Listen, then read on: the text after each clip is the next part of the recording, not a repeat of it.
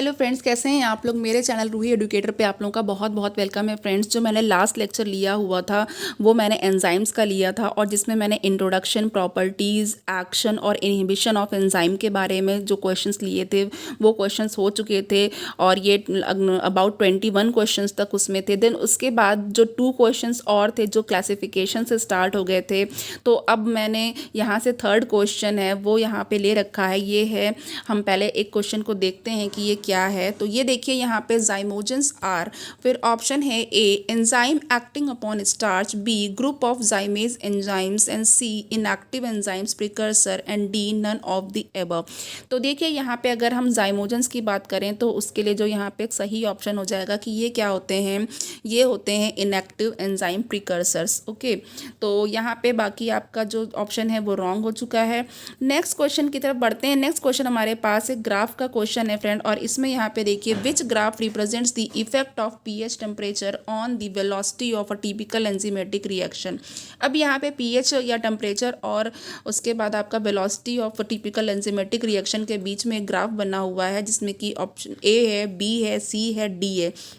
यहाँ पे आपको आइडेंटिफाई करना है कि कौन सा ग्राफ वो इन दोनों के संबंध को सही बता रहा है। तो देखिए यहाँ पे जो फोर्थ है उसका बी बिल्कुल करेक्ट हो जाएगा। जब भी आप पीएच, टेम्परेचर या तो फिर आप वेलोसिटी के बीच में ये एक्स एक्सिस पर है और ये वाई एक्सिस पर है ग्राफ प्लॉट करेंगे तो आपको ऐसा ही ग्राफ मिलेगा। तो चलिए यहाँ पे देख लेते हैं। ये आपको अगर शेप देखना हो तो देखिए ये आप उल्टा यू, इन्वर्स यू के शेप का है। ओके, तो चलिए यहाँ पर हमारे पास नेक्स्ट क्वेश्चन अब यहाँ पे फिफ्थ वाला आ जाता है फ्रेंड, और जो फिफ्थ क्वेश्चन है, the given figure shows the conversion of substrate into the product by an enzyme. इसमें ये कहा गया है कि ये जो फिगर है वो एक एंजाइम के द्वारा सबस्ट्रेट का कन्वर्जन प्रोडक्ट में कैसे हो रहा है ये शो कर रहा है, उसकी एक ग्राफ बना हुआ है। तो select the right option in which the components of reaction labelled as A, B, C and D are identified correctly. अब आपको यहाँ पे जो ए, बी, सी, डी जो ग्राफ में दिया हुआ है, A, B, C and D, इसको आइडेंटिफाई करना है कि उसके लिए क्या करेक्ट हो जाएगा।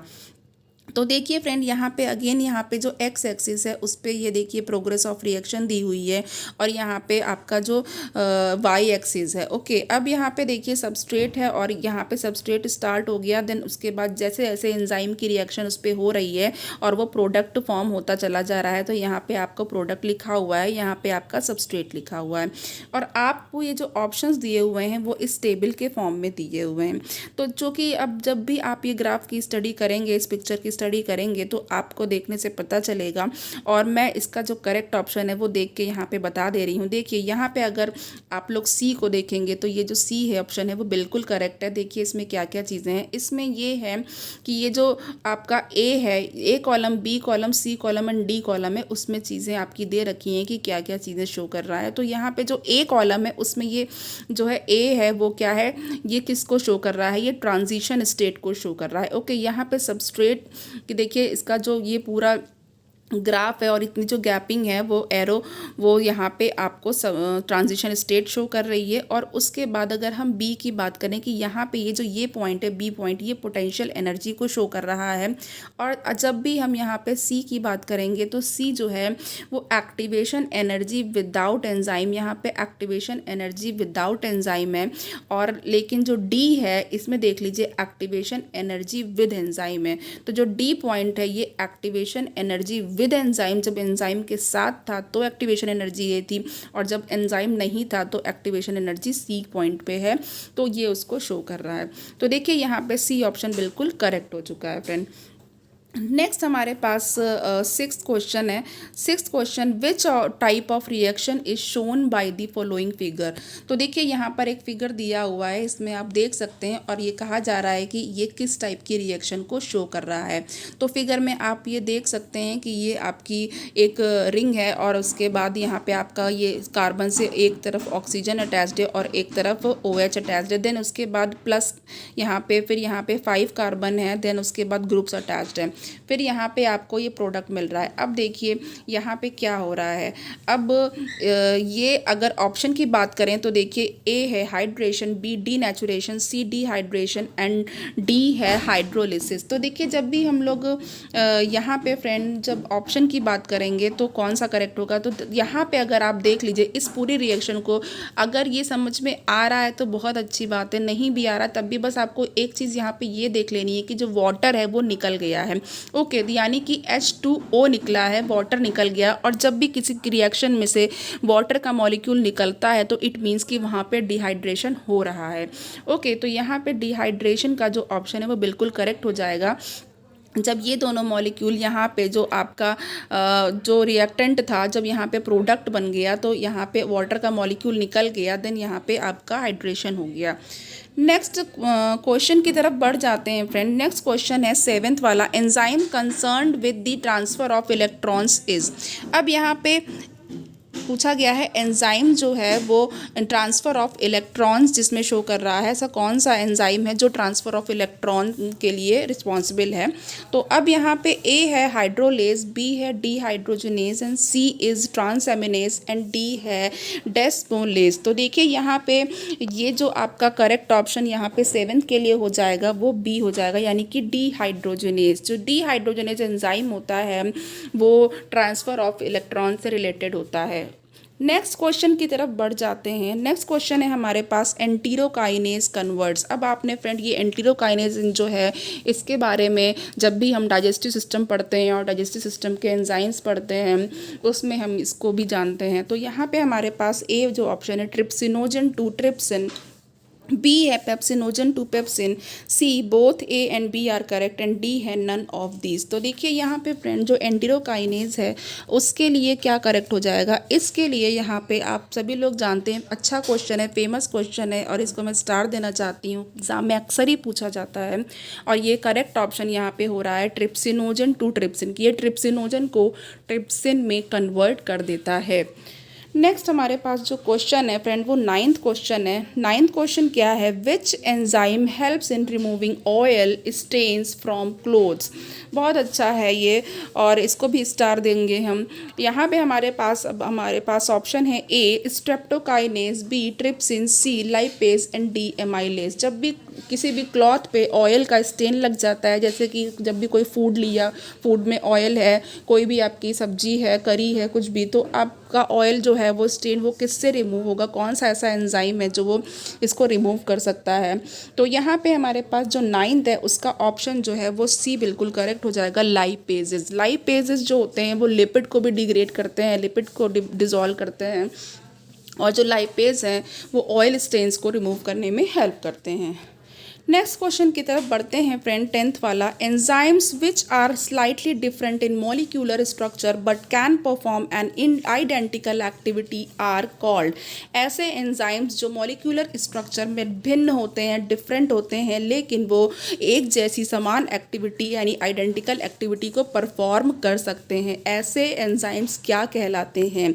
अब यहाँ पे देखिए ए ऑप्शन है आइसो एंजाइम्स, बी है holoenzymes, C apoenzymes and D है को एंजाइम्स।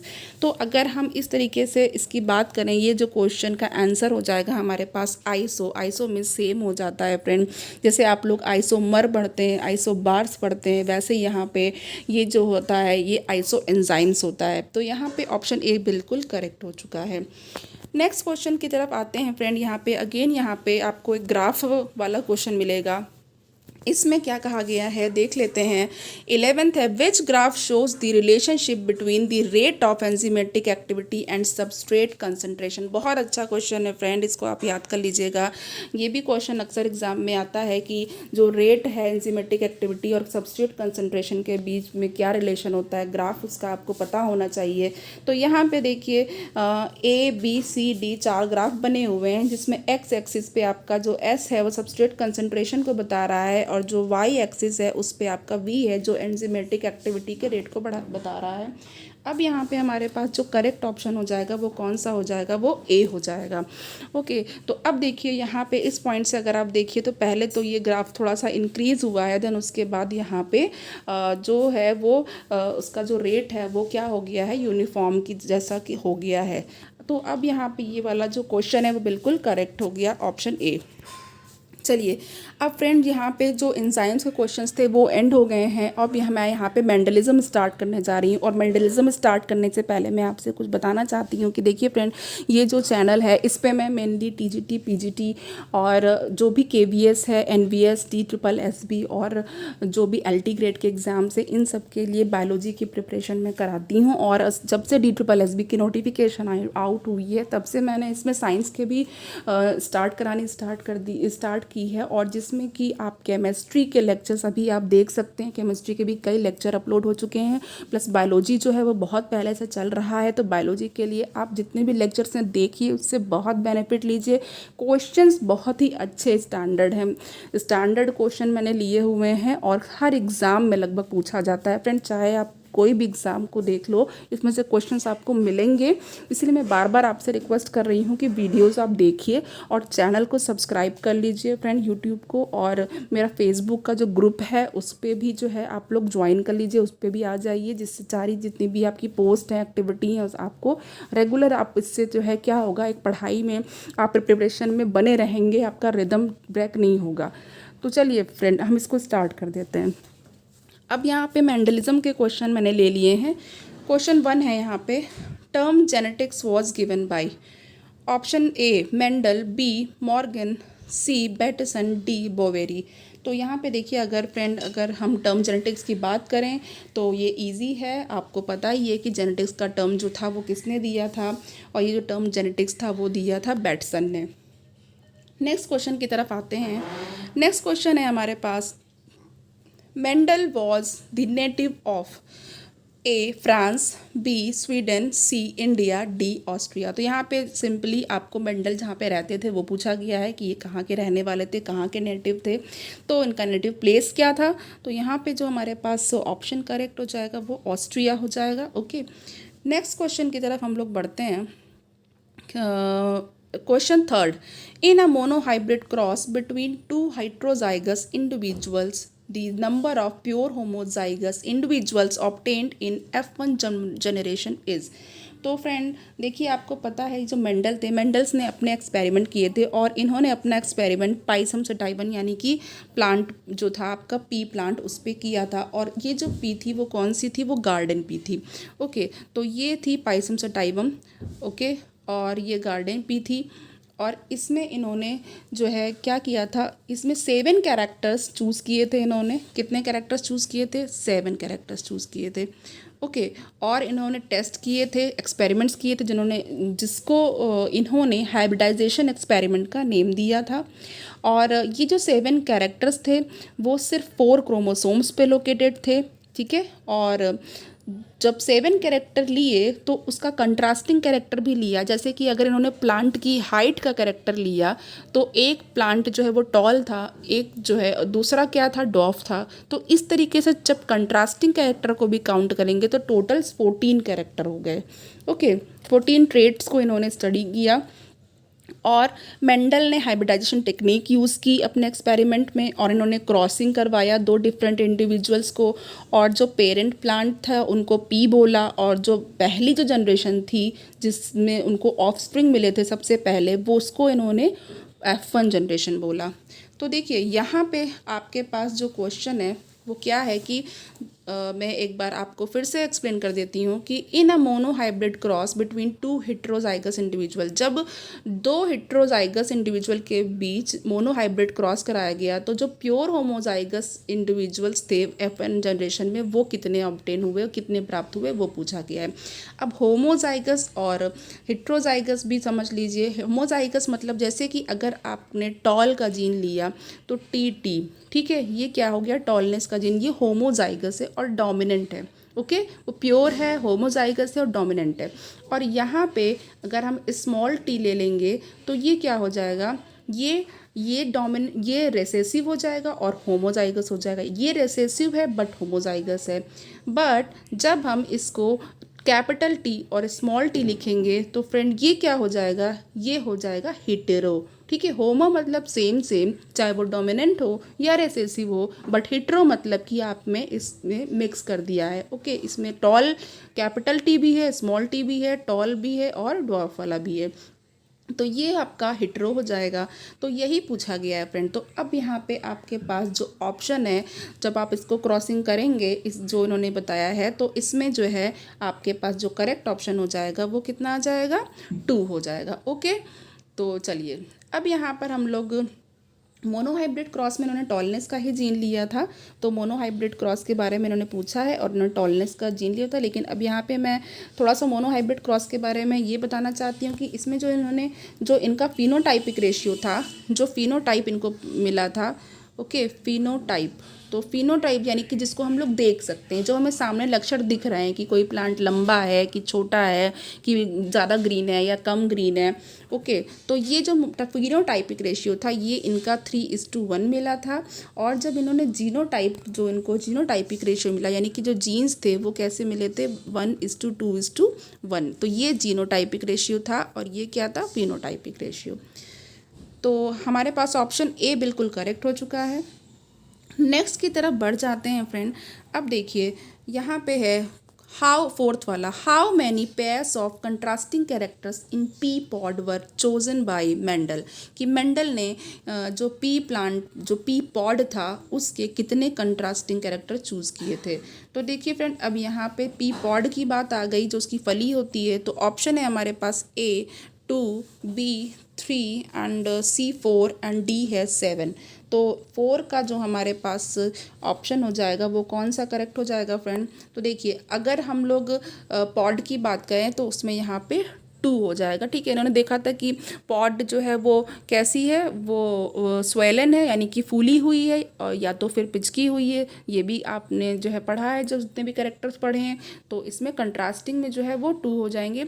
और यहाँ पे अब नेक्स्ट जो क्वेश्चन आ रहा है वो कौन सा आ जाएगा, 5th वाला, Mendel was lucky because, Mendel lucky थे क्यों। Option A, he was born in Austria which is a nice country. B, he used pea plant for experiment which is rich in protein.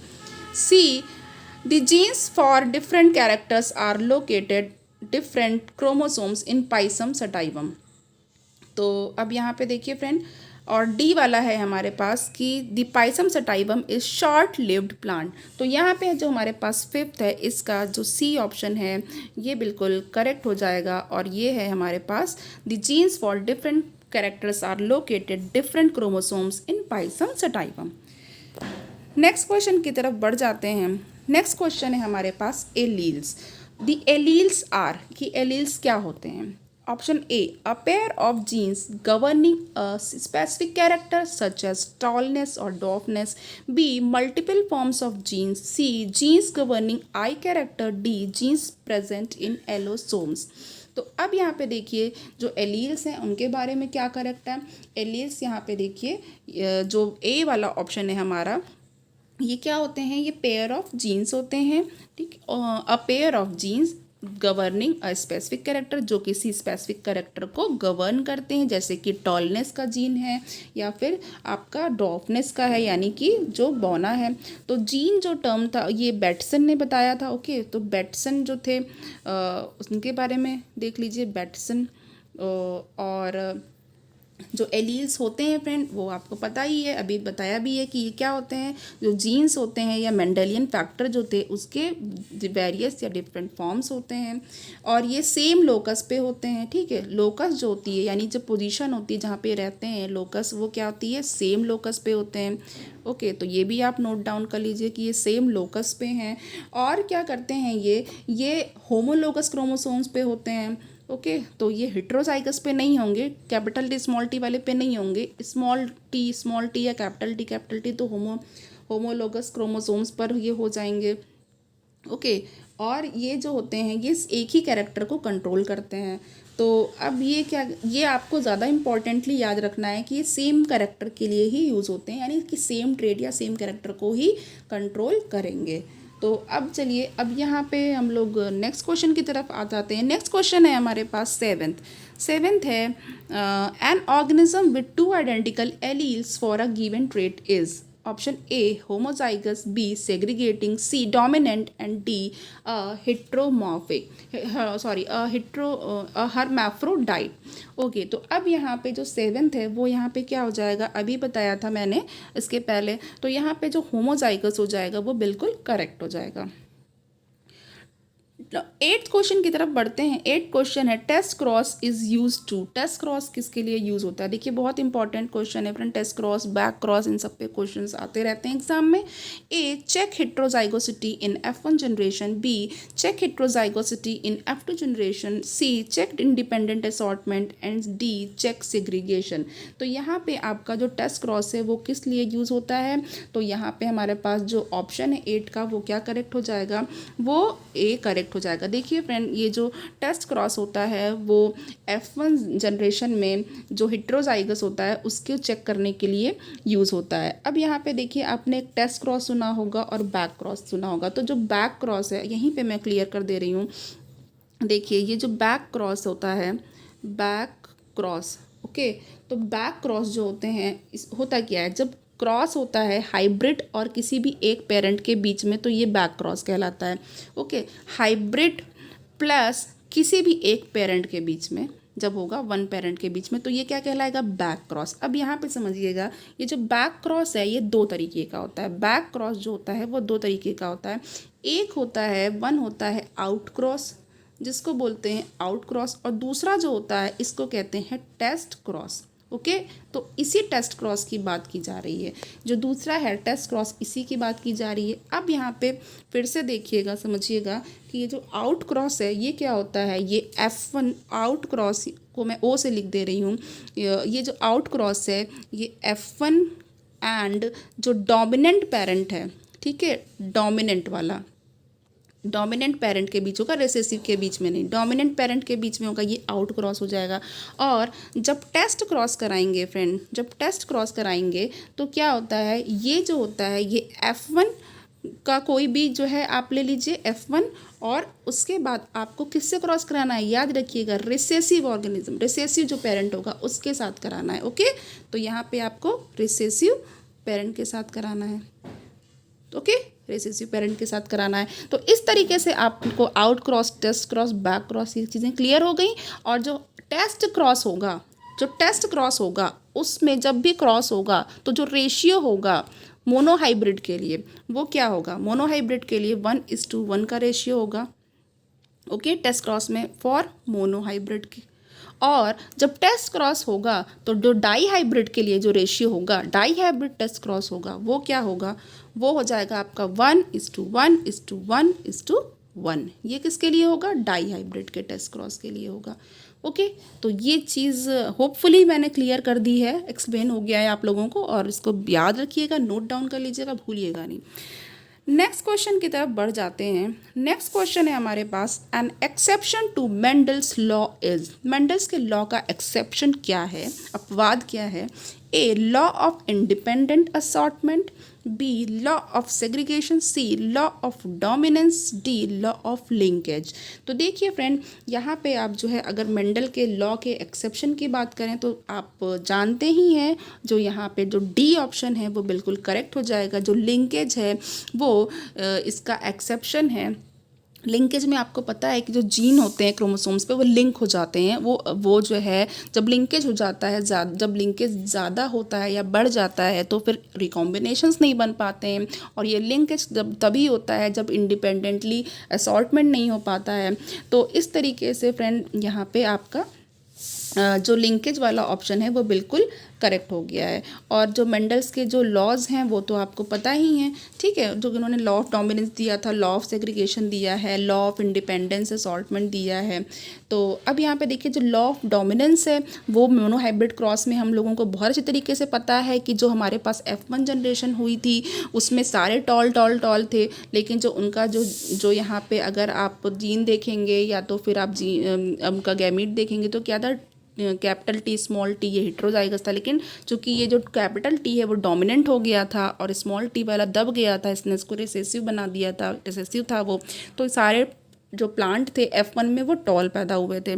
लेकिन और जब आप law of segregation की बात करेंगे या लॉ ऑफ जो है क्या कहते हैं सिग्रीगेशन में क्या होता है, लॉ ऑफ सिग्रीगेशन ये होता है कि जो एलील या फिर जो है जो आपके ट्रेट थे वो जो है सेग्रीगेट हो गए थे अलग अलग, जब हमने डाई हाइब्रिड क्रॉस किया था तो उसमें इसको पाया था। ठीक है, और अच्छे से डाई हाइब्रिड क्रॉस में ये चीज़ें देखने को मिल गई थी। और ये जो मोनो हाइब्रिड क्रॉस था उसमें प्योर टॉल प्लांट और प्योर डॉग फॉर्म्स F1 में जो थे वो बाद में जा कर के जो F2 में थे वो अलग हो गए थे, सेग्रीगेट हो गए थे, जिसमें आपको जो रेशियो मिला था वो क्या मिल गया था, 1:2:1 का मिल गया था जीनोटाइप में। अब इसमें यहाँ पे जो 1 था वो प्योर टॉल था, और जो एक ये 1 था वो स्मॉल टी ये प्योर शॉर्ट था, और जो 2 थे वो कैसे थे, वो कैपिटल T वाले थे। तो इस तरीके से जो रेसेसिव था वो बाद में जाके अलग सेग्रीगेट हो गया था। ठीक है, नेक्स्ट क्वेश्चन की तरफ बढ़ते हैं। Mendel's initiated option A 2 principles of inheritance, B 3 principles of inheritance, C 4 principles of inheritance and D 5 principles of inheritance. तो मेंडल ने कितने प्रिंसिपल्स दिए थे इनहेरिटेंस के लिए, तो मेंडल्स ने आपको पता ही है कि 3 प्रिंसिपल ऑफ इनहेरिटेंस दिए हुए थे। तो बी ऑप्शन बिल्कुल करेक्ट है यहाँ पे। नाउ 11th हम लोग देख लेते हैं। A cross between plants having R capital R capital Y and R small small Y composition will yield plants with. अब यहाँ पे देखिए, अब आपको यहाँ पे 2 ट्रेट स्टडी करने को मिले। ठीक है, तो ये डाई हाइब्रिड क्रॉस की बात कर रहे हैं। तो अब यहाँ पे डाई हाइब्रिड क्रॉस हुआ था उसके बारे में पूछा गया है कि round and yellow seeds, B round and green seeds and C wrinkled and yellow seeds and D wrinkled and green seeds. तो जब इन दोनों के बीच में क्रॉस हुआ राउंड येलो रिंकल्ड ग्रीन के बीच में, तो फिर कौन से प्लांट मिले, कौन से प्लांट की यील्ड हुई, तो यहाँ पे हमारे पास जो ऑप्शन ए है राउंड एंड येलो सीड्स, ये जो है ये बिल्कुल करेक्ट हो जाएगा। ठीक है, चलिए नेक्स्ट क्वेश्चन की तरफ बढ़ जाते हैं। यहाँ पे ट्वेल्थ देख लेते हैं क्या है। 12th में है फ्रेंड, देखिए यहाँ पे among the 7 pairs of contrasting traits in pea plants as studied by Mendel's the number of traits related to flower pod and seed respectively were. इन्होंने कहा है कि जितने भी 7 pairs of contrasting trait pea plant के लिए जो है स्टडी किया गया था मेंडल के द्वारा, उसमें जो फ्लावर से रिलेटेड जो ट्रेड के नंबर थे और पॉड और सीड के लिए जो नंबर्स थे वो आपको बताना है कि वो कितने कितने थे। ऑप्शन ए है 222, बी 221, सी 122, डी 112। तो यहाँ पे हमारे पास जो ऑप्शन हो जाएगा 12 का वो क्या हो जाएगा 222, और इसके पहले पॉड का नंबर पूछा जा चुका है तो उसमें भी 2 ऑप्शन हमारा करेक्ट हो चुका था। नेक्स्ट क्वेश्चन है हमारे पास 13 देखते हैं। Some of the dominant traits studied by Mendel were. इसमें मेंडल के द्वारा स्टडी किए गए जो डोमिनेंट जो प्रबल जो ट्रेड थे वो कौन से थे। A round seed shape, B constricted pod shape and axial flower position. फिर बी है हमारे पास green pod colour, inflated pod shape and axial flower position. फिर सी है yellow seed colour, violet flower colour and yellow pod colour. D axial flower position, green pod colour and green seed colour.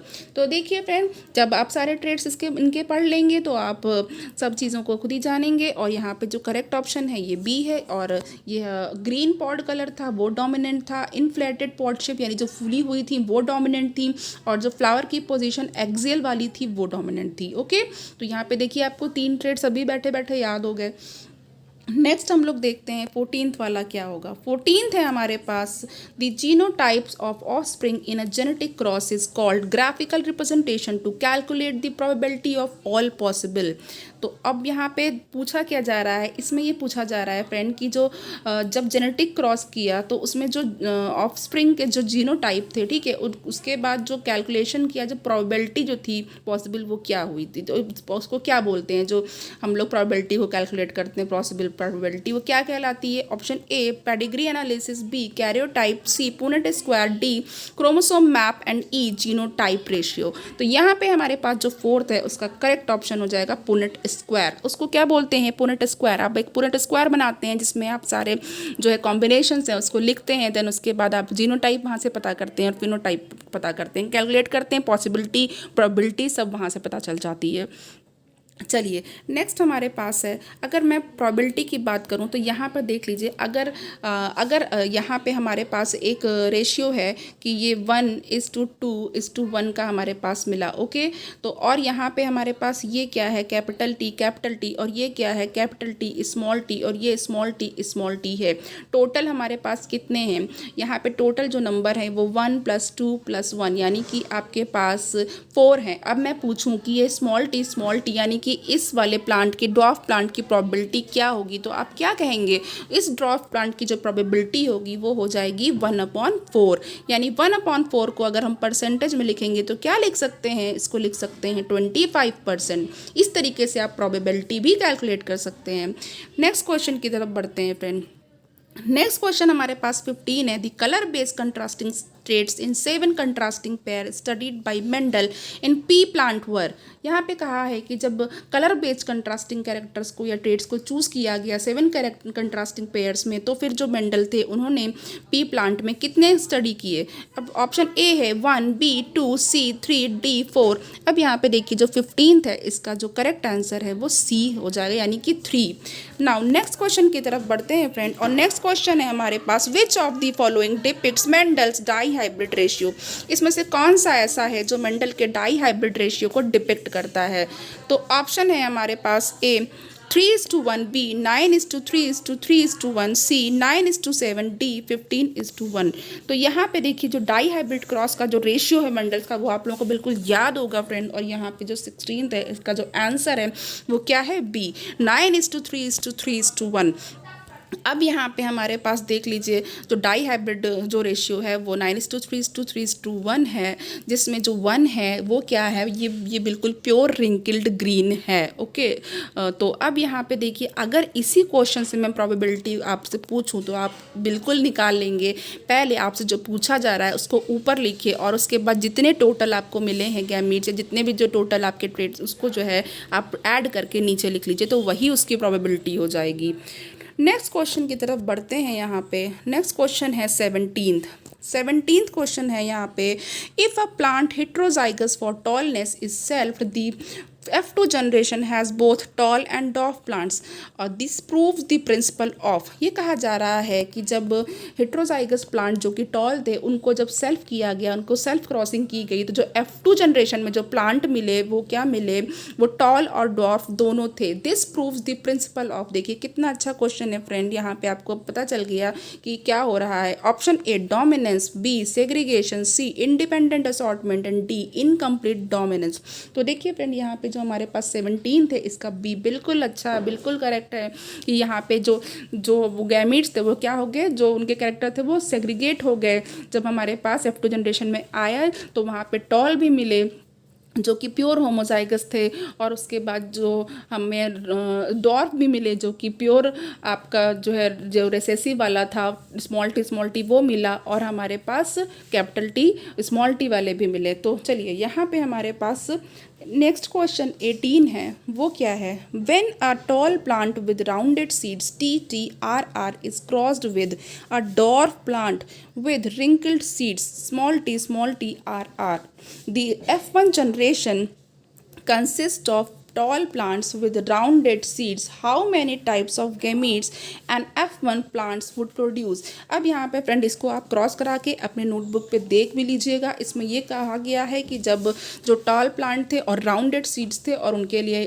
दिया गया है capital T capital small और small, capital T capital की capital R और उसको जब cross कराया गया डॉफ प्लांट के साथ और जिसमें रिंकल्ड सीड थे, तो उसका जो यहाँ पे आपका जो गैमेट मिलेगा वो कैसे मिलेगा, स्मॉल टी स्मॉल और जो गैमेट बनेंगे इससे। तो और उसके बाद जो F1 जनरेशन थी उसमें जो थे वो टॉल प्लांट प्रोड्यूस हुए और उनके सीड्स जो थे वो राउंड प्रोड्यूस हुए, यानी कि डोमिनेंट कैरेक्टर प्रोड्यूस हो रहा है। देखिए फ्रेंड यहाँ पे F1 जनरेशन में, then how many types of gamete and F1 plant would produce.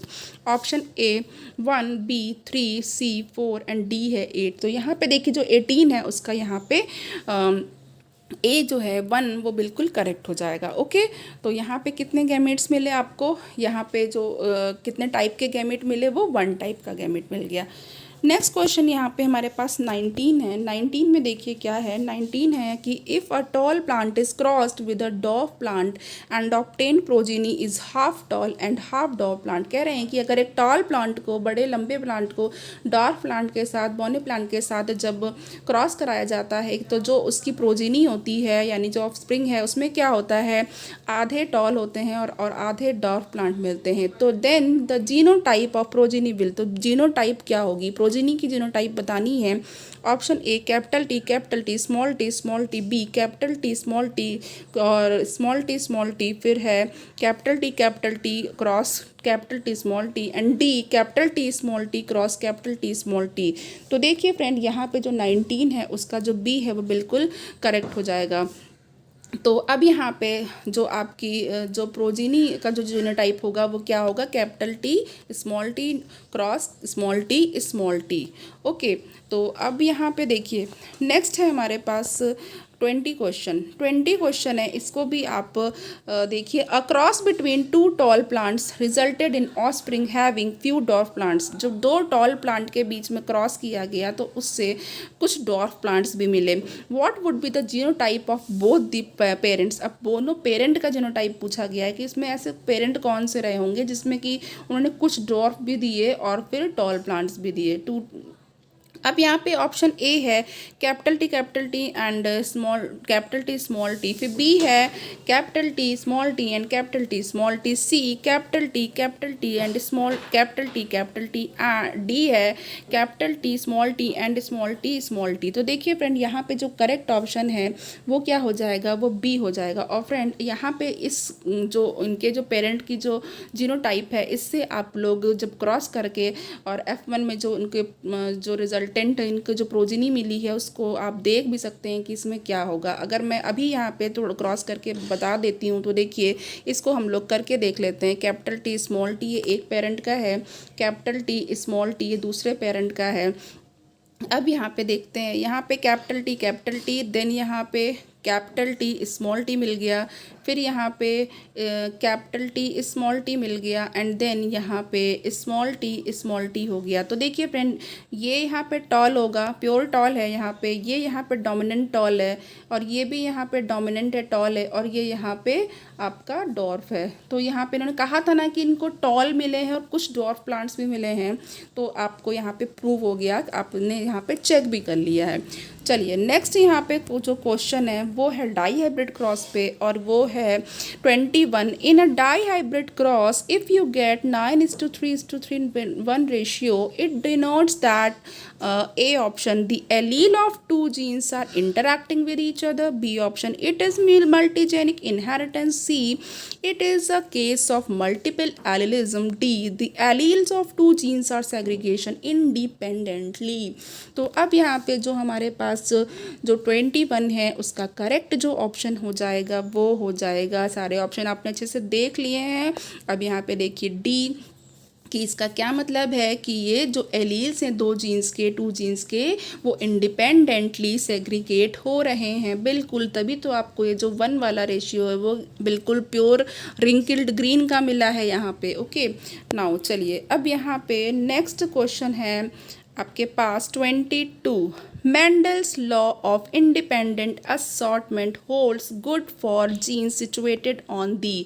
कह रहे हैं कि जो Mendel's law of independent assortment है वो जो जीन्स सिचुएटेड होते हैं वो किसकी कहाँ पे जो जीन्स सिचुएटेड होते हैं उनके लिए है। तो अब ए है कि नॉन होमोलोगस क्रोमोसोम्स पे जो जीन्स सिचुएटेड होते हैं उनके लिए करेक्ट है, या फिर बी है जो होमोलोगस क्रोमोसोम्स पर होते हैं, सी एक्स्ट्रा न्यूक्लियर जेनेटिक एलिमेंट पे जो है, और डी सेम क्रोमोसोम्स पे जो जीन्स होते हैं उनके लिए है। तो यहाँ पे जो हमारे पास 22 का ऑप्शन करेक्ट हो जाएगा फ्रेंड, वो देखिए क्या है, नॉन होमोलोगस क्रोमोसोम्स पे जो हैं वो इंडिपेंडेंट लॉ ऑफ असॉर्टमेंट को फॉलो करते हैं, उनके लिए गुड है, गुड होल्ड करता है ये। ओके, चलिए नेक्स्ट क्वेश्चन की तरफ बढ़ जाते हैं फ्रेंड।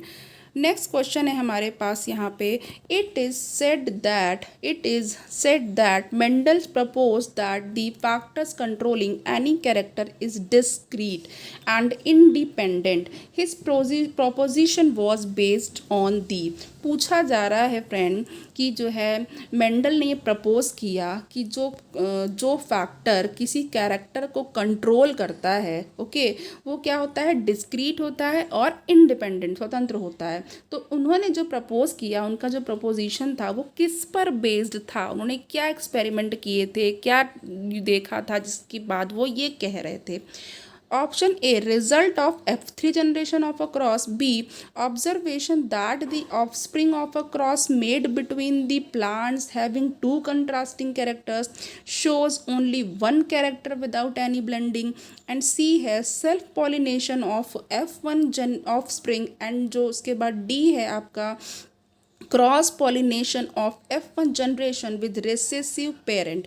तो देखिए यहाँ पे जो 23rd है उसका करेक्ट ऑप्शन हमारे पास बी हो जाएगा। अब इस ऑप्शन को समझ लीजिए कि ये क्या कह रहे हैं। उन्होंने ये ऑब्जर्वेशन किया था कि जो ऑफस्प्रिंग है जब क्रॉस किया गया और दो कंट्रास्टिंग कैरेक्टर के जो प्लांट्स थे उनके बीच जब क्रॉस कराया गया तो जो उसकी ऑफस्प्रिंग थी उसको उन्होंने देखा और उसमें देखा उन्होंने कि जो सिर्फ एक कैरेक्टर शो हो रहे हैं और उसमें कोई भी ब्लेंडिंग नहीं है, कोई मिक्सिंग नहीं है, सिर्फ एक ही कैरेक्टर शो हो रहा है। जैसे कि अगर मान लीजिए आपका टॉलनेस का कैरेक्टर है तो टॉलनेस ही शो हुआ।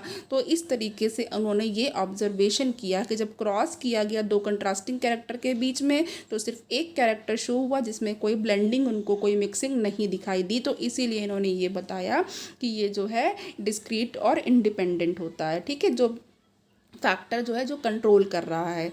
नेक्स्ट क्वेश्चन की तरफ आ जाते हैं, वो 24th वाला क्वेश्चन देखते हैं। 24th है हमारे पास, two genes A and B are linking. अब लिंकेज पे क्वेश्चन आ गया कि दो जीन ए और बी है। मान लीजिए कि ये आपका एक कोई क्रोमोसोम मैंने बनाया है और इस पे जो दो जीन हैं वो क्या हैं, वो लिंक हैं, ठीक है, वो लिंक्ड हैं। तो in a dihybrid cross the number of phenotypes and genotypes are. अब लिंकिंग में है और उसके बाद इन्होंने डाई हाइब्रिड क्रॉस कराया, फिर कह रहे हैं फिनोटाइप एंड जीनोटाइप का जो रेशियो होगा वो क्या होगा। अब ऑप्शन यहाँ पर ए है 1:1:1:1, बी है 9:3:3:1, सी इज़ 3:1 एंड डी इज़ 1:1।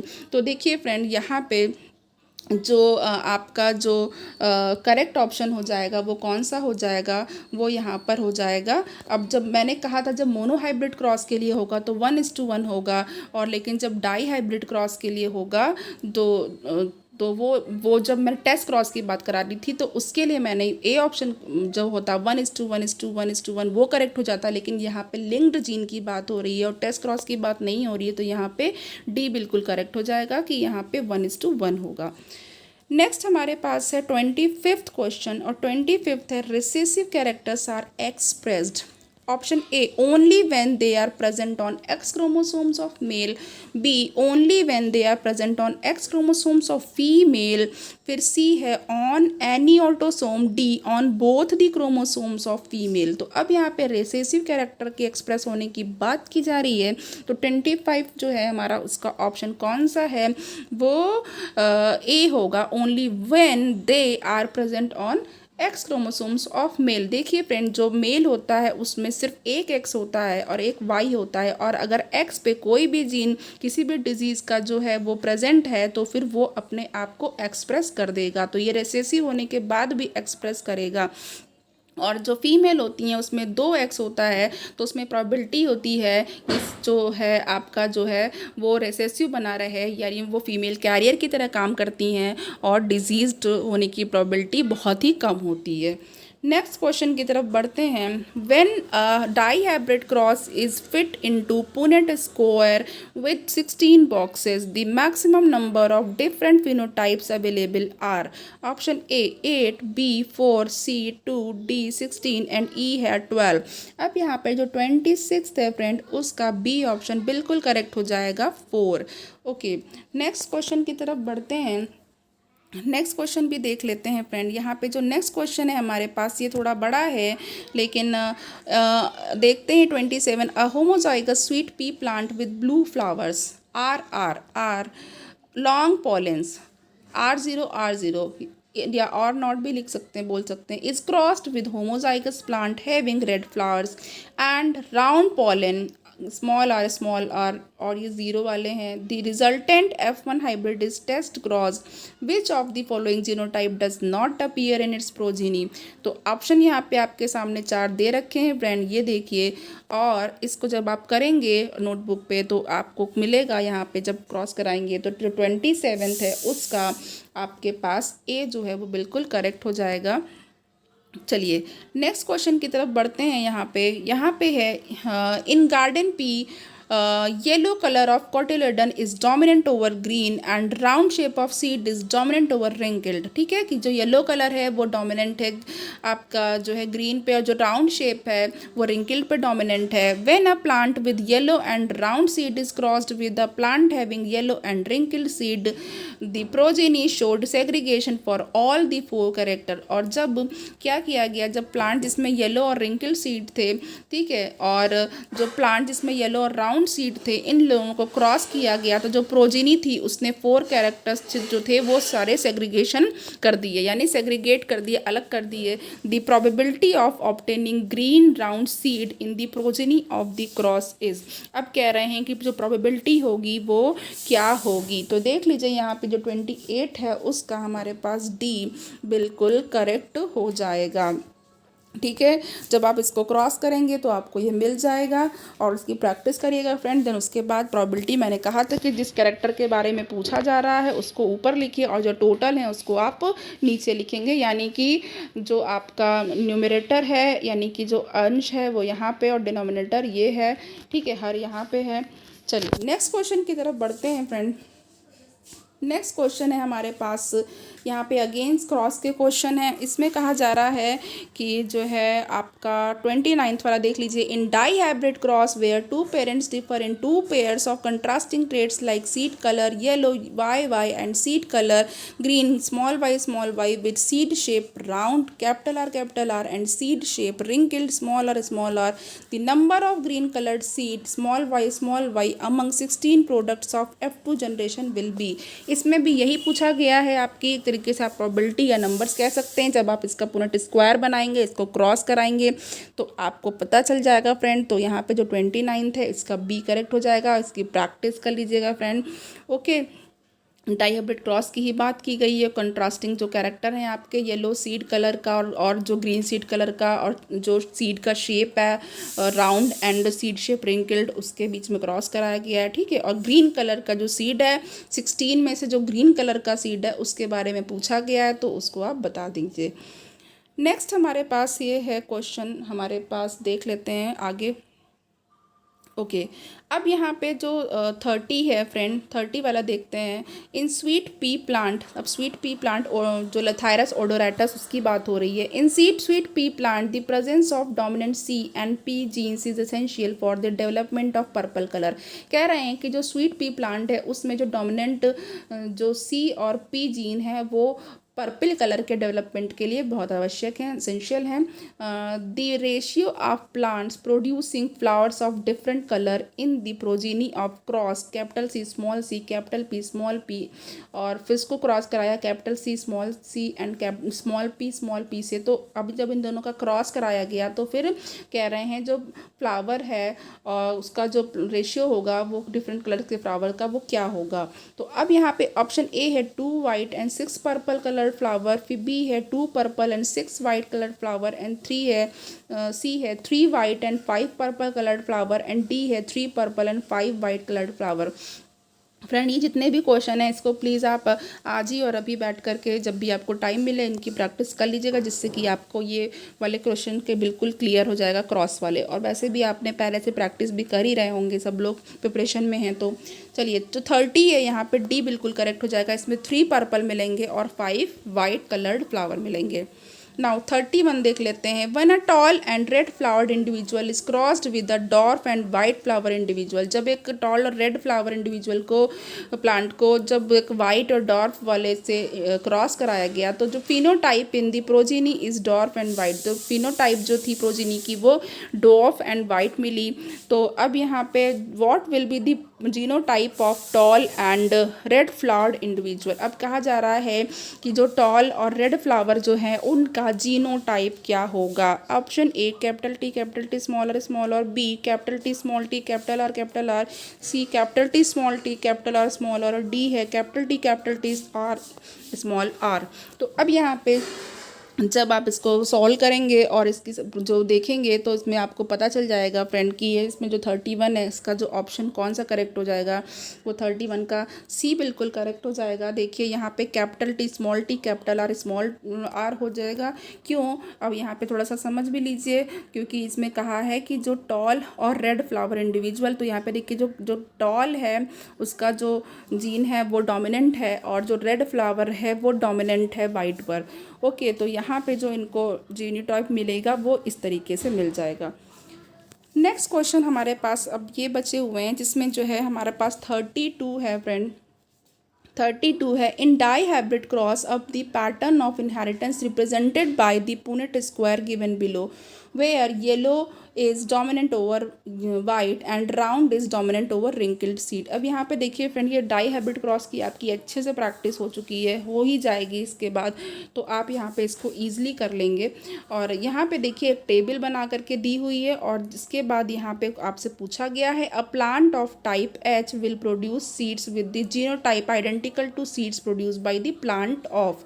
अब जो टाइप एच वाला प्लांट है वो जो सीड प्रोड्यूस करेगा उसका जीनोटाइप इसमें से किसके आइडेंटिकल होगा या समान होगा। ए है type M, B type J, C type P and D type N. तो यहाँ पे देख लीजिए फ्रेंड, जो क्वेश्चन है ये यहाँ पे आपके सामने ये था, उसके बाद ये टेबल है और इसमें जो चीज़ें थी पुनेट स्क्वायर में दी हुई हैं। अब यहाँ पे जो 32 का ऑप्शन हो जाएगा वो यहाँ पे डी वाला यानी टाइप एन के वो सिमिलर होगा, ये मैं आपको बता दे रही हूँ। तो आप जो है, क्योंकि मैं इसको सॉल्व कर चुकी हूँ, तो यहाँ पे मेरा भी एन ही आया था, तो अब यहाँ पे डी ऑप्शन बिल्कुल करेक्ट हो जाएगा। नाउ 33 हम लोग देख लेते हैं। 33 in the F2 generation of Mendelian dihybrid cross the number of phenotypes and genotypes are. अब यहाँ पे मेंडेलियन डाईहाइब्रिड में जो F2 जनरेशन में जो जीनोटाइप और फिनोटाइप मिले हैं उनको बारे में पूछा गया है। तो देखिए फ्रेंड, अब जो हमारे पास ऑप्शन है 33 का, A phenotypes 4 and genotype 16 and B phenotypes and 9 और genotype 4 and C phenotypes 4 and genotype 8 and D phenotypes 4 and genotype 9। तो यहाँ पे जो हमारे पास जो 33 है उसका जो करेक्ट ऑप्शन है फ्रेंड वो डी हो जाएगा। तो यहाँ पे जो है फिनोटाइप 4 मिलेंगे और जीनोटाइप 9 मिलेगा। 34 की तरफ आते हैं friend. A tobacco plant which is heterozygous for albinism a recessive character is self pollinated if 1200 seeds are subsequently germinated, how many of the seedlings would have the parental genotype. कह रहे हैं tobacco plant है जो heterozygous है albinism के लिए, और ये एल्बिनिज्म जो है वो एक रिसेसिव कैरेक्टर होता है और इसको सेल्फ पॉलिनेट किया गया है। 1200 सीड मिलते हैं जो कि जर्मिनेट किए जाते हैं, और जब पूछा गया है कि इसमें से कितने सीडलिंग ऐसे होंगे जिनका पेरेंटल जीनोटाइप जो होगा उसकी तरह से होगा। तो अब यहाँ पे देखिए ए है हमारे पास 300, बी 600, सी 900 एंड डी 1200। तो यहाँ पे हमारे पास जो करेक्ट ऑप्शन है फ्रेंड वो बी हो जाएगा, यानी कि 600। तो देखिए फ्रेंड, पहली बात तो ये है कि यहाँ पे जो ये लेक्चर था वो एंड हो गया, जिसमें कि आपके कुछ एंजाइम्स के क्वेश्चंस थे और बाकी जो पूरे टोटल जो आपका पोर्शन था वो मेंडलिज्म पे था। ठीक है, तो यहाँ पे आपको जितने भी क्वेश्चन थे वो मेंडल के जो मेंडलिज्म पे थे वो हो चुके हैं। इसके बाद जो होगा मेरा नेक्स्ट टॉपिक स्टार्ट होगा, तो फ्रेंड बिल्कुल आप देखिएगा, बने रहिएगा और लाइक करिए, शेयर करिए। आई नीड योर सपोर्ट, और आप जो है सेफ़ रहिए फ्रेंड और प्रिपरेशन करते रहिए। Thank you so much.